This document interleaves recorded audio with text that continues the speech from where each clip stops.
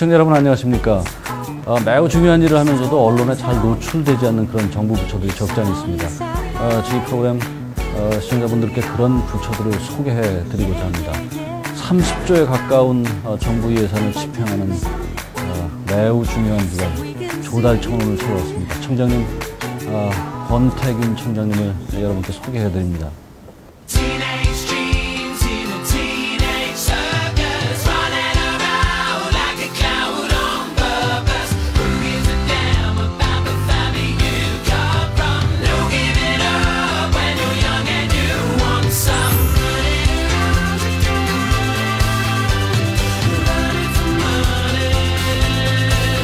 청장님 반갑습니다. 네, 안녕하세요. 네.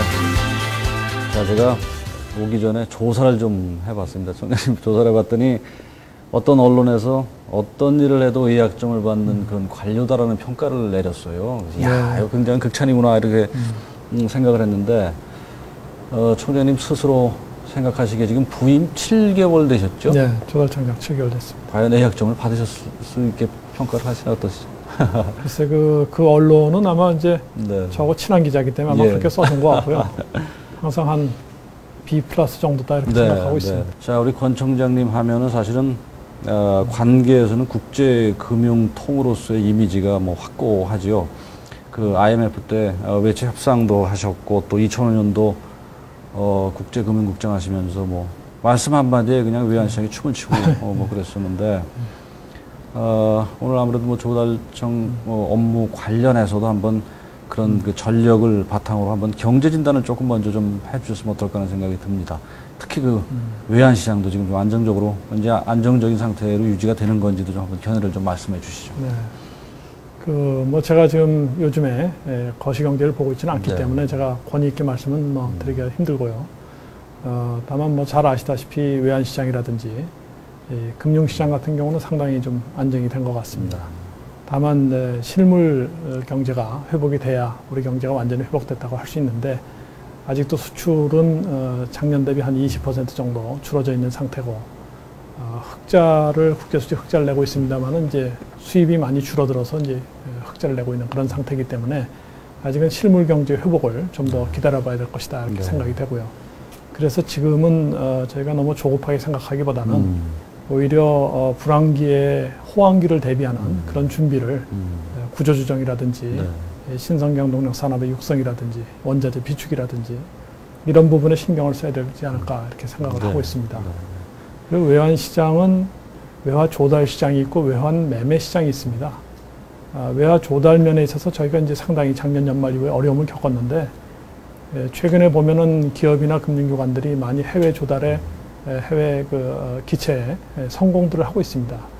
그래서 저희가 위기 시에는 그 외환 보유고를 허물어서 지원을 많이 했습니다만은 오히려 요즘에는 회수하는 상태이기 때문에 외환 조달 면에서는 상당히 안정을 되찾았다 이렇게 볼 수 있습니다. 다만 이제 환율이 아직도 1250원대 이렇게 돼 있기 때문에 그리고 외환 시장의 그 변동폭이 굉장히 큽니다. 아직도. 그래서 그런 부분이 좀 더 변동폭이 작아져야 좀 안정이 됐다 이렇게 말할 수 있을 것 같습니다. 네, 그러시군요. 자, 이제 국제금융 분야뿐 아니라 실제로 또 지식경제부터 무역투자 실장도 하셨죠. 실물경제 쪽도 경험을 뭐 많이 하셨는데, 자, 이런 경험을 바탕으로 과연 사실은 금년 초에 조달청장으로 오셨을 적에 조금 관계에서는 놀랐어요. 국제금융통이셨다가 인사가 이쪽으로 오시면서 어떻게 그런 경험을 바탕으로 접목을 시키셨어요? 이 조달청 업무하고요. 제 생각에는 이제 쭉 금융 쪽 일을 하다가요.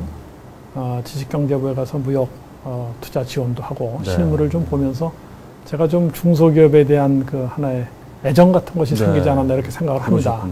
그래서 그런 애정을 가지고 조달청에 오다 보니까 가급적 물품을 조달하더라도 중소기업으로부터 조달을 하고 그래서 지금 보면은 중소기업부터 조달한 게 한 73%가 됩니다. 올해 상반기에. 너무 잘하셨네요. 뭐 작년도에 69%니까 상당히 많이 올라갔습니다. 그래서 그런 점이 제가 그런 경험을 통해서 중소기업에 대한 애정이 생겼고 이런 조달청장으로서의 업무를 수행함에 있어서도 중소기업에 대한 생각을 많이 하게 되는 그래서 그에 대한 지원 수단을 많이 아무래도 강구하게 되는 그런 식으로 접목이 되지 않았나 이렇게 생각합니다. 그러시군요.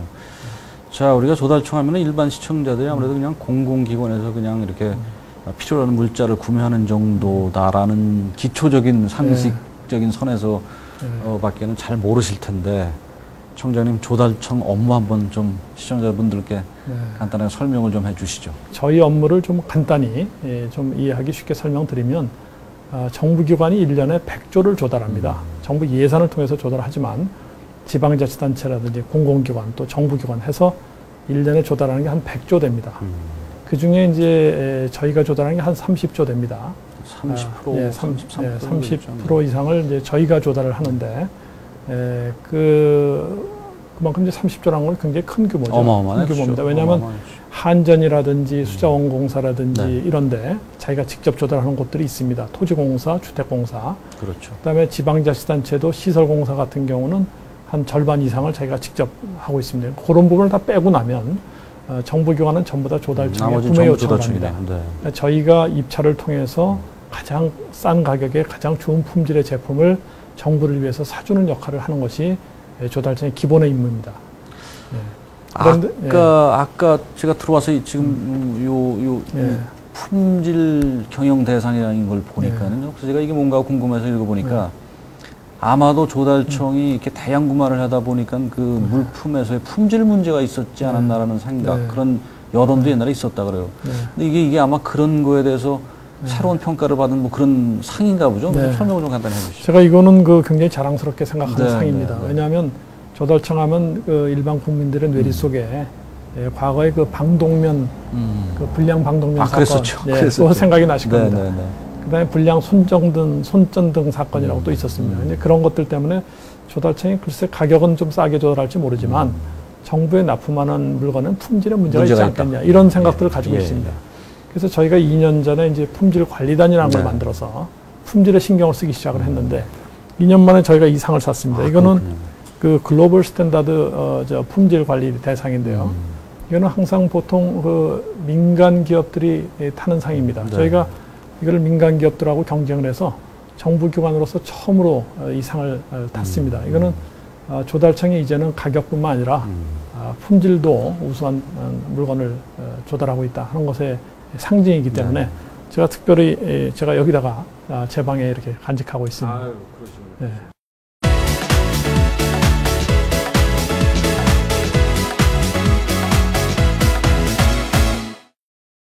저는 개인적으로 청장님 그동안에 추진해온 사업 중에서 굉장히 제가 마음에 개인적으로 드는 게 그 중소기업들을 위한 부분이에요.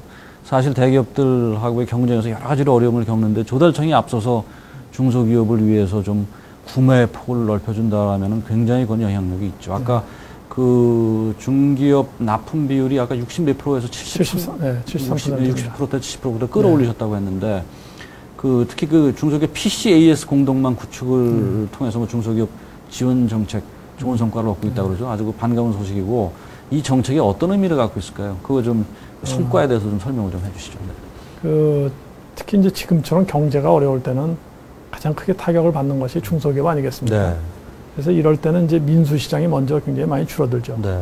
그래서 정부 예산으로 운영하는 관수시장에서 일단 우리 중소기업들을 살려주는 것이 굉장히 필요합니다. 그렇기 때문에 저희가 중소기업에 대해서 특별히 지금같이 어려운 때 다른 때보다도 더 관심을 가지고 지원을 하게 되는 것이고요. 지금 말씀하신 그 PC는 사실 작년에 그 대통령께서 뭐 차관을 해서 저희에게 지시하신 사항인데 그 일반 PC 시장에서 이제 그 중소기업 PC가 한 50% 차지하고 있습니다. 일반 시장에서요. 그만큼 그 PC의 어떤 품질이 균질화됐다 이렇게 또 볼 수 있고 우리 중소기업들이 약진했다 이렇게 볼 수 있습니다. 그런데 저희 그 공공조달 시장에서 보니까 한 17%까지 내려갔습니다. 작년 말에. 정부기관에서 쓰는 것이 주로 이제 워드 프로세서 기능인데 그렇게까지 좋은 뭐 대기업의 그 좋은 품질의 것을 꼭 써야 되느냐, 비싼 것을 써야 되느냐 이런 문제가 대두가 됐습니다. 그래서 저희가 이제 앙케이트 조사를 해보니까 품질 면에서는 대기업 제품이랑 비슷한데 별로 떨어지지 않는데 그렇죠. AS가 문제다 이런 앙케이트 조사가 나왔습니다. 그래서 저희가 이제 11개 중소 PC 회사를 모아가지고 설득을 했습니다. 서로 경쟁자들끼리 이기 때문에 사실은 협조를 잘 안 합니다. 저희가 잘 설득을 해서 같이 협회도 만들고 같이 AS 센터를 만들도록 했습니다. 그 조달청이 가지고 있는 건물의 일부를 아주 저렴하게 또 임대도 해주고요. 그래서 그 비율을 이제 공공기관에서 좀 올리고자 노력을 하고 있는데 성과가 좀 있었습니다. 그래서 지금 한 28%까지 올라왔고요. 저희는 가급적 연말까지 한 40% 정도로 올렸으면 좋겠는데 지금 열심히 노력하고 있습니다. 아, 이거 너무 잘하셨어요. 정부가 중소기업 제품을 써주지 않으면 뭐 시장에다 맡길 수 없잖아요. 너무 잘하신 겁니다. 그 경기 활성 올해 아무래도 이제 들어와서 뭐 경기가 계속 지난 1년 동안 이제 경기 침체가 되면서 조달청이 경기 활성화를 위해서 조금 뭡니까 조달 사업 조기 집행을 조금 했죠. 그걸 포함해서 상반기에 청장님 조달청 업무 역정을 줬던 부분이 어떤 부분이었을까요? 한번 간단히 좀 말씀해 주시죠. 뭐 상반기에는 뭐 다들 짐작하시겠습니다만은 경제 살리기가 우리 정부로서는 최선의 과제였습니다. 그래서 저희 조달청에서도 어떻게 해서든지 그 경제 살리기에 일조하겠다 이런 생각을 가지고 첫째는 그 재정 조기 집행 여기에 조달청이 최선봉에 서서 이거를 반드시 달성을 해서 재정을 통한 그 경제 살리기에 기여하겠다는 것이 첫 번째였고요. 또 하나는 아까도 말씀드렸습니다만은 중소기업들이 굉장히 민수시장에서 어려운 여건에 있을 때 관수시장에서라도 그 판로를 열어줘서 이 어려운 시기를 잘 넘길 수 있도록 해야 되겠다 하는 두 가지가 우리 상반기에서 최대 목표였습니다. 재정 조기 집행은 뭐 정부 전체적으로는 한 65% 정도가 상반기에 집행이 됐고요. 저희는 당초의 목표를 70%를 잡았습니다. 70% 잡았는데 실제는 87%를 달성했으니까 제가 굉장히 말하자면 열심히 재정을 조기에 집행할 수 있도록 노력을 했다 이렇게 볼 수가 있습니다. 중소기업 지원도 저희가 이제 중소기업도 유동성 문제가 상당히 상반기 어려웠습니다. 심각했죠. 심각했습니다. 그래서 저희가 판로를 열어줄 뿐만 아니라 저희한테 그 계약을 체결을 하면 우선 저희 자금으로 4시간 이내에 그 납품이 되면 4시간 이내에 자금을 내줬습니다. 이걸 대지급이라고 하는데요. 저희가 대신 지급하고 정부기관으로부터 저희가 추심을 하는 거죠. 그렇게 해서 하루라도 빨리 이 돈이 지원될 수 있도록 그렇게 했고 또 선금도 저희가 줄 수가 있는데 과거에 한 30% 정도 줬습니다만은 이번에는 70%까지 그러니까 일단 계약을 체결하면 선금으로 70%를 먼저 돈을 줘서 실제 중소기업들이 유동성 어려움을 겪지 않도록 그렇게 조치를 했습니다. 국제무역 최고 전문가로서 일을 하시면서 어떻게 중소기업 문제를 잘 저희 하는 일이 그렇습니다. 무역투자실장 하시면서 아마 중소기업하고 많이 접해보시면서 좀 그런 애로점을 그때는 이제 주로 수출 중소기업들을 제가 상대했습니다만은 이제 한 달에 한두 건 정도 현장도 방문하고 중소기업 간담회를 통해서 그 사람들의 어려움을 이렇게 많이 들을 기회가 있었습니다. 그래서 이제 그-전에는 사실 중소기업 정책을 하더라도 책상머리에서 했다면 작년 1년 동안은 그 현장에서 애로를 많이 제가 들을 수 있는 기회가 있어서 그런 경험이 아무래도 현장에서 보시니까 느끼신 바가 아마 달랐을 거죠. 자, 총장님, 지금 MB정부가 4대강 살리기 성장 동력 부분인데 이거 지금 공사 입찰이 진행이 되고 있죠? 네, 진행되고 있습니다. 이 사업 규모하고 의미 좀 말씀해 주세요. 그 정부에서 발표된 것을 보시면은 이제 22조 사업 아니겠습니까? 그 중에 이제 입찰에 들어가는 또 사업이 있고, 그거를 또 숫자원공사라든지 저수지 같은 거 숫자원공사에서 하고요. 그래서 그런 부분을 빼고 나면은 한 6, 7조 정도는 저희 조달청에서 집행을 하게 됩니다. 그래서 그 1차 사업을 해서 12개 사업 3조 3천억 규모의 사업을 지난 7월 초에 저희가 발주를 했고요. 그 입찰 절차가 9월 말까지 다 끝나게 돼 있습니다. 그래서 10월 달에 착공을 하게 되는데, 저희는 이렇게 국가적으로 큰 사업을 하면서 조달청이 굉장히 중요한 역할을 하고 있다 이렇게 생각을 하고 있습니다. 국민의 세금으로 이루어지는 사업이기 때문에 절대 여기서는 낭비가 있어서는 안 되겠다. 그래서 입찰 담합이라든지 이런 일이 절대 있어서는 안 되겠다 하는 부분을 분명히 저희가 입찰에 참여한 기업들에게 강조를 했습니다. 그 다음에 모든 프로세스를 하여튼 최대한 저희가 할 수 있는 한 행정 기간을 단축을 해서 재정 조기 집행처럼 달성을 해서 차질 없이 기한 내에 달성될 수 있도록 해야 되겠다. 그 다음에 세 번째는 가급적 이것은 녹색 건설 기술을 활용해서 그 녹색 평가를 받을 수 있도록 우리가 유도를 해야 되겠다 이렇게 생각하고 있습니다. 그래서 녹색 기술 평가제라고 하는 별도의 녹색 기술을 많이 이 채택한 기업에 대해서 가점을 주겠다 이런 겁니다. 그래서 그런 부분까지도 제가 지금 추진을 하고 그러시군요. 있습니다. 대한민국 경제 원자재 문제 얘기 안 할 수 없어요. 이게 또 바로 조달청 업무이기도 한데 그 조달청의 비축제도 이거 미래 성장 전략 차원에서 어떻게 우리가 그 운영 방향에 대해서 한번 그 청장님 말씀해 주시죠. 원유는 석유공사, 농수산물은 농수산물 유통공사, 그리고 산업용 원자재는 조달청에서 비축을 하고 있습니다. 이런 그 대표적인 비축 기관들이 있는데 저희가 이렇게 이제 열심히 그 조달 사업을 하다 보면 수수료 수입이 생깁니다. 그런 수수료 수입을 다 모아서 그 돈으로 원자재를 지금 현재는 16개의 광종을 저희가 비축을 하고 있습니다. 한 금액으로 보면 한 7천억 정도의 규모를 저희가 비축을 하고 있고, 그걸 이제 두 가지 목적으로 씁니다. 하나는 일반 우리 중소기업들이 혼자 직접 해외에서 수입하는데 무슨 구매 조직도 필요하고 한데 어려움을 겪을 수 있습니다. 값도 비싸고요. 저희가 공동 구매를 통해서 공급해주는 그걸 경제 비축이라고 합니다. 또 하나는 이제 전략 비축인데 미래를 대비해서 저희가 미리미리 쌓아둡니다. 쌓아둬서 가격이 이제 원자재는 워낙 가격이 등락이 심하고 매점 매석이 있을 수도 있고 하기 때문에 그럴 때 대비해서 전략 비축을 하고 있습니다.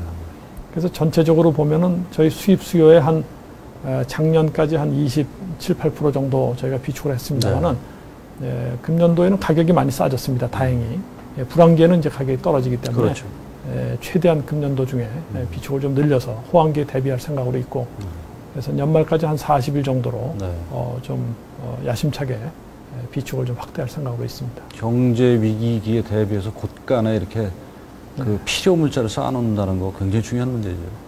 너무나 중요한 문제죠. 굉장히 중요한 문제고요. 특히 최근에는 이제 희소금속 같은 거. 그러니까요.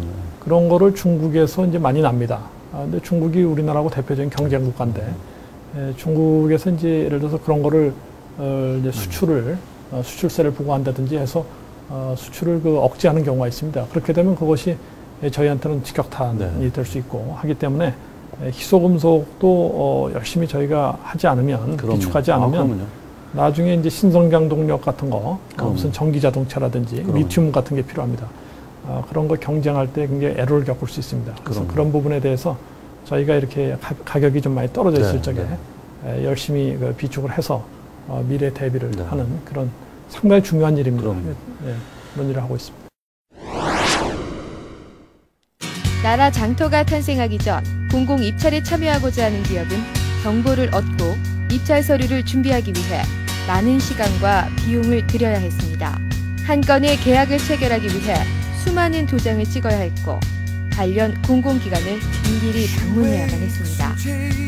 또한 이 과정에서 관련 담당자들과의 대면이 불가피하였기 때문에 공정한 입찰이 되지 못할 우려가 있었습니다. 전자 조달 시스템인 나라장터에는 조달 업무와 관련된 80여 개의 기관이 연계되어 있습니다. 그러므로 나라장터를 이용하는 기업은 관련 관청을 방문하지 않더라도 온라인상에서 필요한 서류를 조회할 수 있을 뿐 아니라 작성, 등록 확인, 발급까지 할 수 있게 되었습니다. 이 모든 것은 즉석에서 이루어지며 이를 통해 기업은 막대한 시간과 비용 절감이 가능하게 되었습니다. 또한 유모바일 전자입찰 서비스를 제공하는 나라장터에는 사용자가 이용이 보편화된 휴대폰이나 랩탑 등으로 언제 어디서나 편리하게 전자 조달 시스템에 접속하여 관련 정보를 열람하고 등록할 수 있습니다. 측면이 그 국가종합 전자 조달 시스템 나라장터 얘기 우리 안 할 수 없어요. 그 우수성이 국제적으로 인정받아가지고 수출까지 됐는데, 자, 이게 시스템이 우수한데도 불구하고 여전히 일부에서는 불법 전자 입찰 사례가 있단 말이에요. 조달청이 불법 전자 입찰 뿌리 뽑기 위한 정책을 마련했다고 했었어요. 어떤 건지 좀 말씀해 주시죠.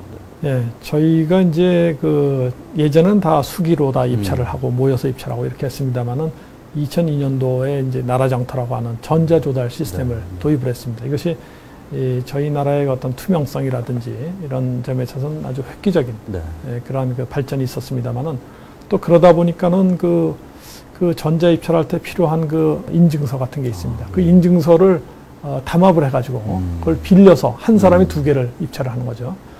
그런 케이스들이 있다는 것이 발견이 됐습니다. 새로운 상황이죠. 그래서 저희가 이제 불법 담합 징후 시스템이라는 거를 새롭게 또 시스템을 만들었습니다. 그래서 하나의 데이터 마이닝 그런 기법을 이용해서 그 입찰 결과를 보고 이거는 담합 징후가 있다 하면은 그거를 이제 추려내서 공정거래위원회하고 같이 협조해서 실제적인 조사도 하고 필요하다면은 고발도 하고 이런 조치를 지금 본격적으로 지금 하려고 하고 있습니다. 그리고 근본적으로는 이제 본인이 아니면 입찰에 들어갈 수 없도록 지문 검색 시스템이라든지 이런 새로운 기법도 지금 도입을 준비 중에 있습니다. 이 전자화가 돼서 옛날에 그냥 인간관계로 이렇게 막 부정부패가 개입될 여지를 또 막아놓은 줄 알았더니 또 그 사이에서도 또 그 사이에서 또 제도가 관행을 따라가지 못하는 그러니까요. 대표적인 그런 것이 참 너무 많아요. 그래서 앞으로도 그런 문제가 뭐 사실은 생길 여지가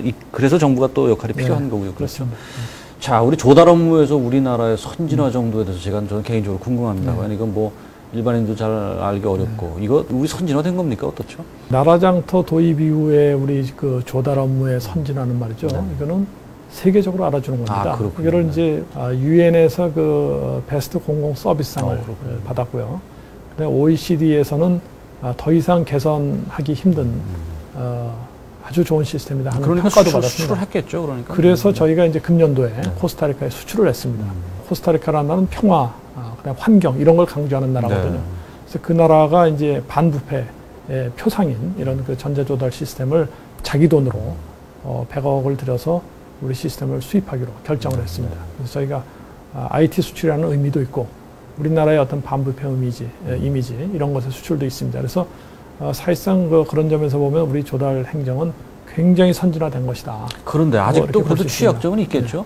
파악하신 취약점이 있으면 조금 그게 이제 조금 전에 말씀드린 어떤 개선 어떤 관행상의 입찰 담합이라든지 아니면 뇌물 얼마 전에 파주 사건이 있지 않았었습니까? 그런 것들이 아직도 남아있는 부분이 물론 있습니다. 그래서 이런 부분이 제도적으로는 굉장히 선진화되어 있습니다만은 관행적으로 아직도 그 업계 관행이라든지 뇌물 관행이라든지 입찰 관행이라든지 이런 부분에 있어서는 또 개선의 여지가 상당히 많습니다. 그래서 그런 부분은 저희가 이제 국토부, 또 재경부, 또 이제 공정거래위원회 이런 관련 기관과 이제 같이 협조를 해가지고 이런 관행적인 문제까지도 그 발을 붙이지 못하도록 어떻게 해서든지 하여튼 조치를 취해야 되겠다 이런 생각을 하고 있고 현재 지난번 파주 사건 같은 경우에 민간한테 그 뇌물을 준 거 아니겠습니까? 민간의 경우에도 이런 경우에는 공무원으로 의지하는 그런 법을 만들어서 엄벌에 쳐야 되겠다. 그래서 그런 법이 지금 국회에 상정돼 있습니다. 그러시군요. 자, 마지막 질문을 좀 드릴까 하는데 그 조달청의 발전 방향 어떻게 스탠스를 우리가 잡아야 되고 미래 비전 좀 한번 좀 말씀해 주세요. 가장 중요한 건 녹색 성장인 것 같습니다. 왜냐하면 이거는 우리나라의 그 국가 비전이고요. 그 다음에 우리나라가 앞으로 살아가야 될 길이기 때문에 반드시 녹색 성장 쪽으로 방향을 잡는 것이 좋겠다 하는 생각인데 녹색 성장을 저희가 현실적으로 실현시키려면 여러 가지 정부의 지원책이 먼저 선행적으로 있어야 됩니다. 세금을 깎아준다든지 보조금을 준다든지. 근데 그 중에 하나 중요한 것이 공공조달을 통해서 정부가 먼저 사줘야 됩니다. 예를 들어서 에너지 전략 상품이라 그러면 정부가 먼저 사주고 그래서 판로를 열어줘서 그 기업이 민간에 가서도 열심히 많이 시장을 확보할 수 있도록 그래서 정부가 녹색 성장에 있어서는 반드시 선도적 기능을 해야 되고 그 선봉에 조달청이 있다 저는 이렇게 생각을 하고 있습니다. 그래서 조달청이 앞으로는 녹색 성장에 선봉에 서야 되겠다 하는 것이 이제 첫 번째고요. 두 번째는 여태까지는 이제 어떤 계약을 대행해주는 입찰을 통해서 계약을 대행해주는 이런 역할만을 조달청이 해왔다면 일종의 브로커리지 같은 것만 했던 거죠. 그렇지만 이제는 실제 그 건물을 다 지어주는 그런 것도 저희가 토탈 서비스네요. 토탈 서비스입니다. 왜냐하면 일반 기업, 일반 그 정부기관들이 다 건설 전문가를 가지고 있는 것이 아닙니다. 예를 들어서 서울에 있는 그 중앙보훈병원, 그 다음에 강남에 있는 디지털 도서관, 그 다음에 명동에 있는 예술극장 이런 것들 전부 다 저희가 조달청에서 토탈 서비스로 설계서부터 시공까지, 감리까지 다 저희가 했던 사업들입니다. 그래서 조달청의 역할이 앞으로는 이러한 토탈 서비스 쪽으로 좀 많이 발전해야 되지 않을까 이렇게 생각을 하고 있습니다. 그러시군요. 국제금융 전문가가 조달 업무를 과연 얼마나 꿰뚫고 계실까를 제가 일말의 의심을 했었는데 와서 그냥 던지는 질문에 이렇게 막힘없이 대답을 그냥 너무 전문적으로 잘해주시니까 그 언론 평가처럼 어떤 일도 의학점을 받는 반려라는 평가가 맞는구나 하는 생각이 제가 들었습니다. 어쨌든 지금 임기 7개월 지내셨는데 아무튼 남은 임기 대한민국 그 조달 업무의 선진화를 위해서 좀 애써 주시길 바라면서 오늘 인터뷰를 접겠습니다. 선생님 오늘 너무 고맙습니다. 네, 감사합니다.